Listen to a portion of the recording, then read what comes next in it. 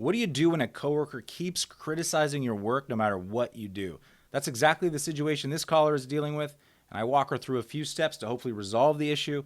Please remember to hit the like button and subscribe to my channel to hear me coach more live callers just like this one.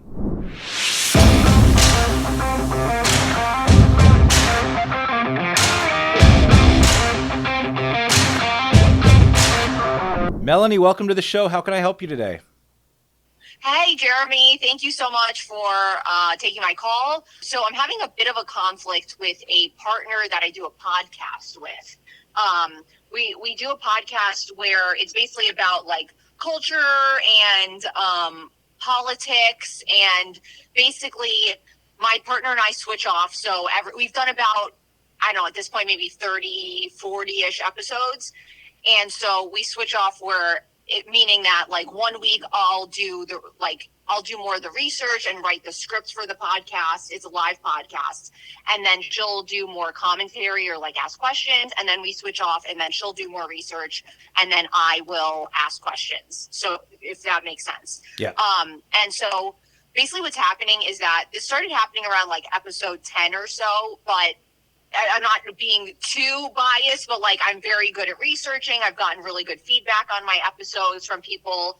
And basically every time that I lead an episode, when it's over, my partner kind of just like completely bashes me and tells me that my episode wasn't good. She doesn't want to promote it. I need to do more of like what she's doing, where we both do the same style. And it's just getting to the point where it's like making me not want to work with her, and we have a contract where we have to do like 40, 50 more episodes. So I've said something where I'm like, look, I don't like the way you talk to me. Like if you have constructive criticism, I'll take it. But, it's not nice to like completely put down everything I'm doing. And she's not really open to it. She kind of like turns it on me and makes me feel like I'm like crazy, a little bit of gaslighting. So I'm just at a point where I don't know what to do. It's very uncomfortable. And I almost I used to love doing this and now I dread it every week. You're in a tough position because you're saying you're kind of locked into a contract and you've already spoken to her. You've already given her some like kind of feedback on her feedback and told her, hey, it's not working for me. And she just continues to keep doing it. Right. Yep. Exactly. Yeah.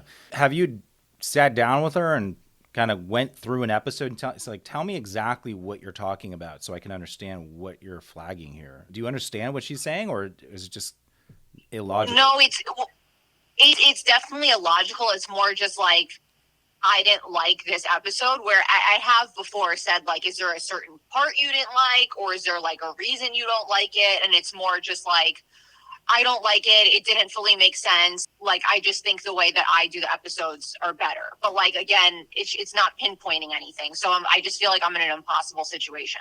Is she like doing this, do you think, because she wants to take over the sort of, the sort of the lead of the episodes?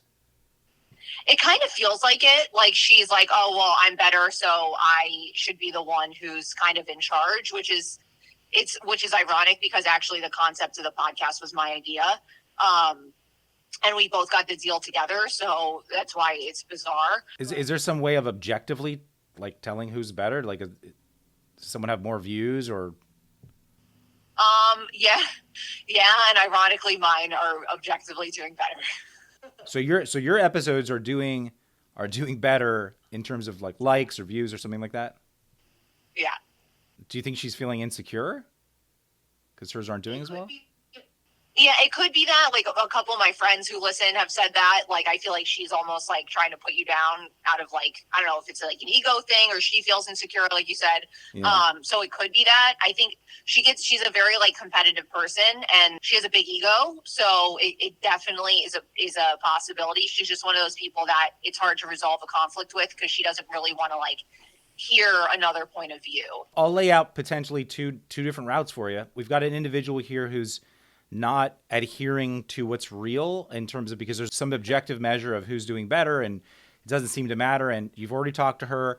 She doesn't seem to want to kind of change behavior. So you could go two different routes here. Route number one is you could figure out how to get out of this thing, like legally, contractually, see if there's a way to get out. I don't know, what the possibility of that is, but, maybe there's some way to talk to whoever you have the contract with, the podcast publishing company, and say, this isn't working out. Is there some alternative we can do? And just explain the situation. That's one route. The other route is you can start to build up a sort of mental, emotional shield against her comments and just not internalize them, not take them very seriously. It's kind of just like a fly buzzing around your head. It's a little annoying, but it's like, no big deal. And she says something to you and you just say, understood, thanks for your opinion. And that's it. And you just keep doing your thing and don't let it bother you. I mean, I know it's easier said than done, but to me, those are like the two initial routes that I can see. Do either one of those sound more realistic? Yeah, I think they're both good. The first one, unfortunately, I mean, this is the other part that's hard, is that like I'm making good money from it. Yeah. It's with a big company, so I wouldn't necessarily want to drop it. But I mean, that has crossed my mind, but I kind of think number 2 is probably better, where because the objectively mine are doing well. So I guess I just need to like remind myself of that and just, like you said, kind of let it brush off and not take it seriously.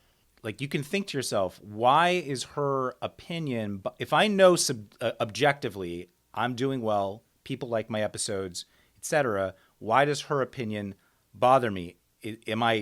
Is some part of me like questioning or doubting myself because of it? Am I letting her get to me in some way? Like, if you're making good money, you don't want to change the contract, maybe that's just the right way to go. You know? I think that's really good advice. I think, it probably is, because it's been making me insecure over a period of time. But then when I saw our stats recently and I saw mine were doing better, I was like, okay, I'm not crazy. Yeah. So that's very good advice for dealing with someone who's kind of irrational. So basically at this point, if you decide to go that route, you just need to frame her opinion, her perspective in a different way. You need to take it, you need to put it in a box and put it in the "this doesn't bother me" box. And just keep it there. Yeah. And when she comes out with stuff, you're like, oh, that's all in the "this doesn't bother me" box. That's all in the "this doesn't matter to me" box, because it's no big deal. Like, it's just a little fly buzzing around my head. I just have to swat it away a little bit. It's just annoying, but not going to bother me. Not going to affect my self-worth, my security, my confidence in my ability to do this podcast. Like, doesn't bother me. Okay.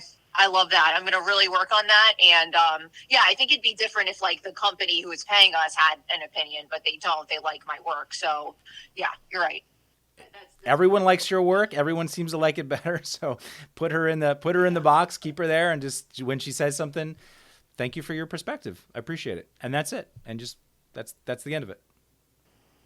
Okay, awesome. Thank you, Jeremy. That's very helpful. I'm going to do that moving forward and hopefully not go crazy. You got it. Well, thanks for coming on. I appreciate it.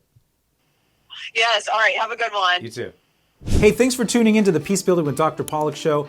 Don't forget to subscribe to my channel for more workplace conflict advice. Share on social media if you think your friends and colleagues would benefit from this episode.